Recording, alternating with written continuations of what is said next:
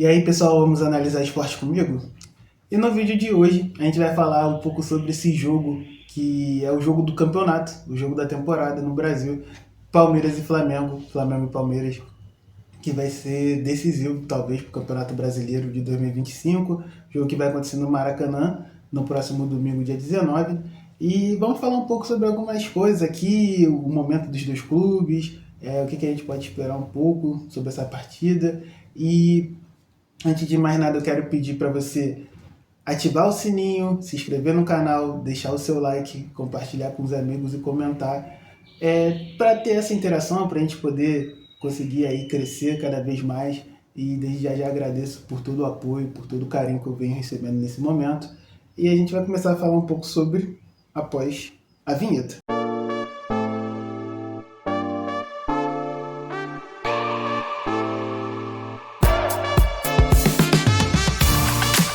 No vídeo de hoje a gente vai falar um pouco sobre esse clássico nacional, né? Que a gente pode, como a gente pode falar, né, nesse momento, já se tornou um clássico, né?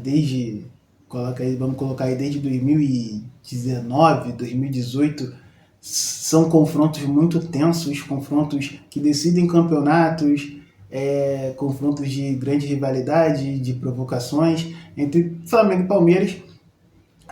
Os dois que são os dois, talvez nesse momento no futebol brasileiro, os dois maiores clubes em relação a conquistas, a capacitação financeira, a resultados positivos, né, para o futebol brasileiro. São os dois que trazem mais esse resultado, né? Esse resultado para o futebol brasileiro. A gente vai falar um pouco aí desse confronto que vai acontecer agora no domingo, dia 19, e trazer alguns números interessantes que fazem esse jogo ser tão grande como muita gente está falando aí. Por exemplo, vamos começar a falar sobre o Palmeiras. O Palmeiras que vem num momento maravilhoso na temporada. É um Palmeiras que não perde mais, né? É um time que só consegue vencer. Você só vê o Palmeiras vencendo nesse momento. Você não vê mais nenhum tropeço do Palmeiras. O último tropeço do Palmeiras, para você ter uma noção, foi contra o Bahia.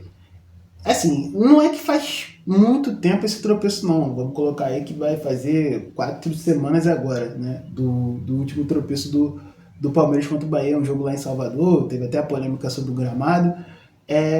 Porém, o Palmeiras, vamos colocar aí mais tempo, uma análise de mais tempo, desde o jogo contra o Corinthians pela Copa do Brasil, que foi uma derrota, né, até meio chata, o Palmeiras teve 14 jogos. De 14 jogos só perdeu um, que foi justamente esse jogo contra o Bahia, que eu falei anteriormente. Só perdeu um jogo. E o Palmeiras só empatou 2 jogos nesses 14. Então, assim, o Palmeiras tem 3 jogos ali que ele perde pontos, né, que ele não consegue vencer. E depois disso, é só vitória. Só vitória, e vitórias, assim, vitórias boas. São vitórias contra a River Plate, por exemplo, na Argentina, na Libertadores, e tanto aqui no Brasil. São vitórias contra Red Bull Bragantino, agora na quarta-feira. Vitórias contra a Juventude, com o time todo desfacelado por causa da data FIFA. Vitória contra o São Paulo, numa virada sensacional. Claro que tem as polêmicas, né, da arbitragem, mas foi uma vitória, é uma virada muito boa, o que colocou o Palmeiras na primeira posição do Campeonato Brasileiro, né? Esse aumento de força, né, essa boa fase colocou o Palmeiras na primeira colocação, e é um lugar de direito, sim, porque assim, se a gente for comparar os dois clubes, até se a gente aumentar essa análise aí para 3 clubes igual o Cruzeiro, o Palmeiras é o que apresenta nesse momento o melhor futebol. Se o campeonato terminasse hoje, seria merecedor do título, tá? Porque eu posso até, daqui a pouco eu vou falar sobre o Flamengo. O Flamengo caiu muito de rendimento nos últimos meses. É um clube que até tem que ter uma preocupação assim, até com esse jogo, até com o momento, porque pode ser um momento crucial na temporada. Mas assim, o Palmeiras, no momento que foi solicitado para ele ser o Palmeiras de sempre, ele foi o Palmeiras de sempre. Nos últimos anos, o Palmeiras ficou um pouco destacado por causa dessa situação de, tipo, ser um perseguidor implacável. Parece ser um tubarão. O tubarão, geralmente, quando ele sente cheiro de sangue, ele ataca. E o Palmeiras, ele é assim. Ele é um time muito clínico, muito letal. Se você der um mole, igual o Flamengo deu, igual o Botafogo deu há 2 temporadas atrás, Palmeiras vai te abocanhar, você vai ficar em segundo colocado e vai ficar vendo navios. E assim, a fase é tão boa que não seria nenhum absurdo a gente pensar no Palmeiras sendo campeão da Libertadores, campeão do Brasileiro, repetindo o mesmo trabalho que foi feito com o Flamengo em 2019, o mesmo trabalho que foi feito com o Botafogo em 2024. O Palmeiras também pode repetir esse feito de conquistar os duas maiores competições da temporada, que seria um feito inédito, né, para o Palmeiras, um feito inédito para o futebol paulista também. Então, assim, seria muito interessante. Talvez esse Palmeiras seria talvez até a coroação do Abel. O Abel talvez já seja coroado. O Abel Ferreira já seja talvez um dos maiores treinadores da história do futebol brasileiro e talvez até o maior treinador da história do Palmeiras. Seria talvez para decidir de vez que ele é o maior treinador que já passou pelo futebol brasileiro em relação a conquistas. Vai ser, e assim, essa conquista da Libertadores é uma conquista muito importante para o clube, porque ele pode se tornar o primeiro brasileiro tetracampeão da Libertadores. Assim, por muito tempo, o posto de maior campeão da Libertadores foi do São Paulo, né, que foi tri. Aí chegou o Santos também com o tricampeonato. E agora a gente tem aí no hall dos tris, tem o Grêmio, já é tri também, o Flamengo tri, o Palmeiras é tri. Os que têm essa oportunidade de serem tetra nesse momento são justamente Flamengo e Palmeiras, que estão nas suas semifinais, as semifinais que acontecem agora nesse meio de semana, na quarta e na quinta-feira. Então, assim, é impressionante o trabalho que está sendo feito tanto no Palmeiras quanto no Flamengo, tá? Nesses últimos anos, assim. O Palmeiras ainda tem um jogo contra o Santos, né? Um jogo que foi adiado do primeiro turno. Eu sei que é um jogo meio chato, porque é um clássico paulista, mas assim, esse jogo atrasado contra o Santos dá a oportunidade para o Palmeiras de conseguir, talvez aqui no Rio de Janeiro, um empate, né? No domingo, porque seria maravilhoso o empate contra o Flamengo, porque continuaria na mesma. A vantagem continuaria a mesma, de 3 pontos. E aí, faltando aí em torno de 10 jogos, 3 pontos se torna uma vantagem muito boa, assim, né? Claro que é uma vantagem perigosa também, você não pode sentar em cima dessa vantagem, porque se você tropeça em algum jogo, o outro time de trás ganha a partida dele, essa vantagem pode ir de ralo. Porém, o Palmeiras, pelo que o Palmeiras está demonstrando nesse momento, os jogadores estão jogando num nível absurdamente bem, né? É bastante difícil pensar que o Palmeiras talvez perca muitos pontos assim até dezembro. Então, assim, o empate ou uma vitória, a vitória seria espetacular no Maracanã, tá? Porque se acontece a vitória, abre 6 pontos para o Flamengo e praticamente decide o campeonato, tendo um jogo a menos ainda. Então, assim, seria absurdo. E acredito eu que o Alviverde, os palestrinos têm que vir para o Rio de Janeiro pensando na vitória sim, tá? Porque é um jogo muito acessível, é um jogo pegado. E assim, se o Flamengo der mole, pode ser que o Palmeiras, no nível exibicional que está tendo nesse momento, pode ser que o Palmeiras consiga 1x0, um 2x0 ali e acabe com a partida e praticamente saia do Rio como campeão. Na análise que eu fiz anteriormente, dos 14 jogos ali, desde a partida contra o Corinthians, na eliminação da Copa do Brasil, foram 39 gols a favor do Palmeiras. 39 gols, é quase, vamos colocar aí, quase... muito time aí no Campeonato Brasileiro tem 39 gols, ou tem menos de 39 gols, para você ver. E o Palmeiras, em 2 meses ali, fez 39 gols. É absurdo o nível que esse time está jogando. A gente pode dar destaque para o ataque ali, né? Com o Flaco Lopes, com o Vitor Roque. O Vitor Roque, ele se mostra ser muito diferente para o futebol brasileiro. Eu sei que no início, assim, da estadia dele no futebol brasileiro foi um pouco complicada. A volta dele, a readaptação dele foi muito complicada. Tanto que muita gente falou que, o Palmeiras gastou uma grana absurda, o Barcelona conseguiu um dinheiro absurdo, muito bom, em cima do Vitor Roque. O pessoal ficou falando muito sobre isso, ficou zoando muito os palmeirenses em relação à contratação do Vitor Roque no início. Porém, a temporada do Vitor Roque vem melhorando cada dia mais. A cada rodada ele vem fazendo um golzinho, vem fazendo 2 golzinhos e vem mostrando que ele é muito diferente para jogar aqui no Brasil, realmente. Até já é dado até como talvez jogador de seleção.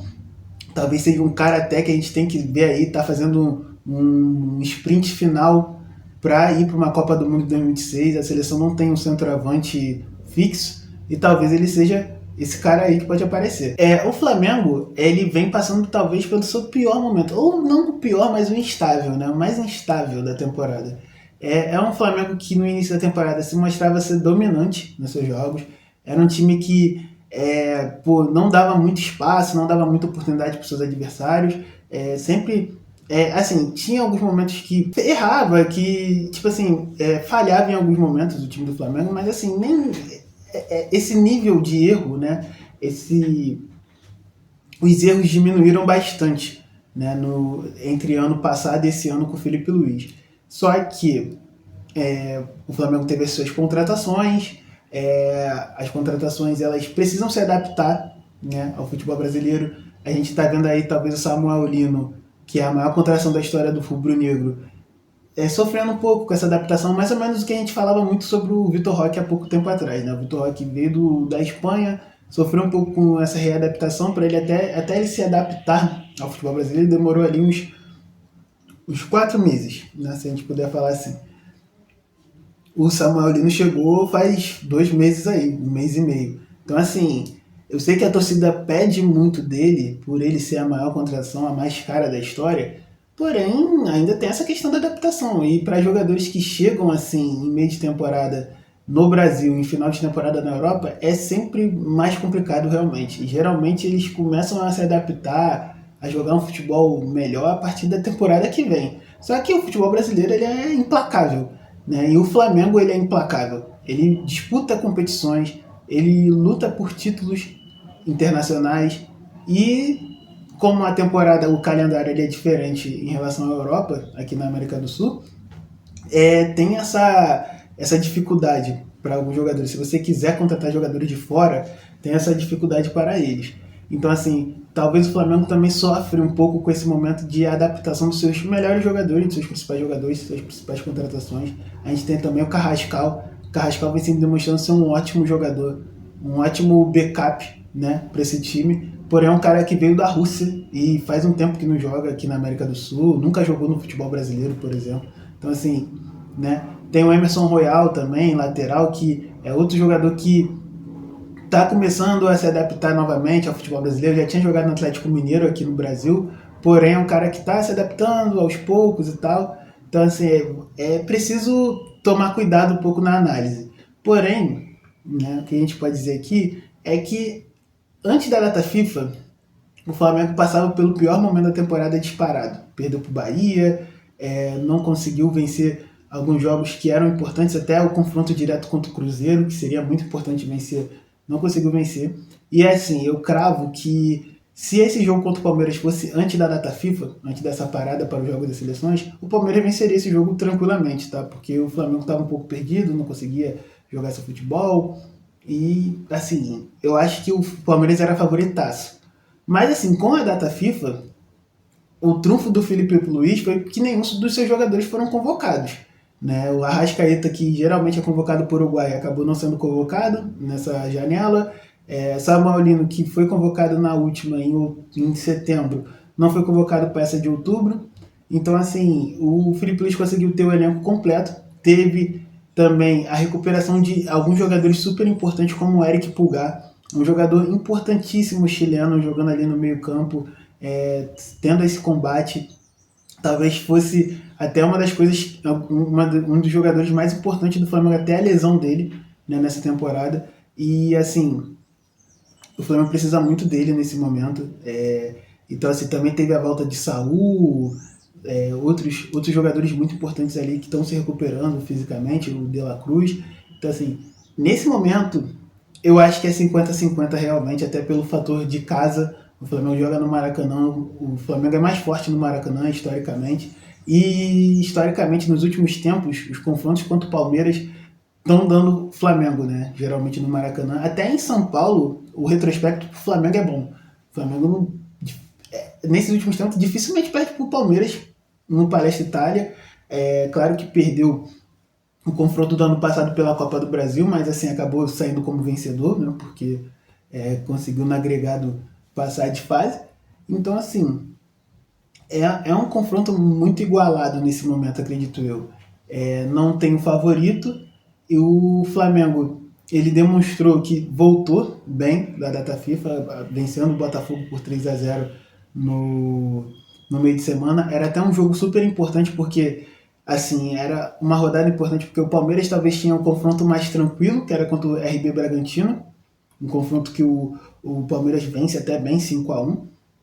E o Flamengo tinha um confronto mais chato, que era contra o Botafogo, que era o clássico, que geralmente é um jogo muito complicado para o Flamengo, e é um jogo do Newton Santos também.